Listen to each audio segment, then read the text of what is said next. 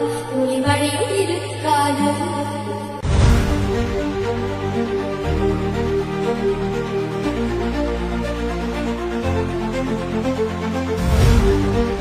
5 అయితే చాలు బయటకు వచ్చే పరిస్థితే లేదు.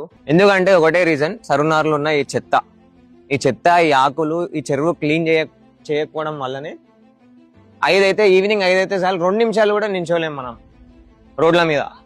దీనివల్ల ఈ ఒక్క చెరువు ఇట్లా ఉండడం వల్ల ఆడ Santosh Nagar area, Saidabad area, Karman Ghat area, ఇటు సైడ్ ఎల్బీ నగర్, దిల్సుఖ్ నగర్, కమలానగర్, చైతన్యపురి, కొత్తపేట వరకు దోమలన్నీ వ్యాపిస్తున్నాయి. ఇది క్లీన్ చేయాలి ఫస్ట్ మనం. ఇది క్లీన్ చేయాలంటే మున్సిపల్ మినిస్టర్ గారు కొంచెం మీరు దయచేసి దీని మీద కాన్సన్ట్రేట్ చేయండి. ఈ దోమలను క్లీన్ చేయాలంటే ఫస్ట్ ఇందులో ఉన్న ఆకుని క్లియర్ చేయాలి. ఈ ఆకు, ఈ చెత్త, ఈ ప్లాస్టిక్ చూసిరా అందరూ, జూమ్ చేయరా అటు. ఈ ప్లాస్టిక్, ఈ చెత్త ఇదంతా క్లీన్ చేస్తేనే దోమలు అనేవి ఉండవు. దీనివల్ల ఈ చుట్టుపక్కల ఉండే జనాలందరూ సఫర్ అవుతున్నారు. చిన్న పిల్లల దగ్గర నుంచి పెద్దోళ్ళ వరకు లేని బోన్ వ్యాధులందరికీ ఆ దోమల వల్ల. అసలు ఏంది నించుంటే ఒక 2 నిమిషాలు కూడా నించోలేం మనం. 5 అయితే రోడ్డు మీద నించోలేం, బయటికి తిరగలేం.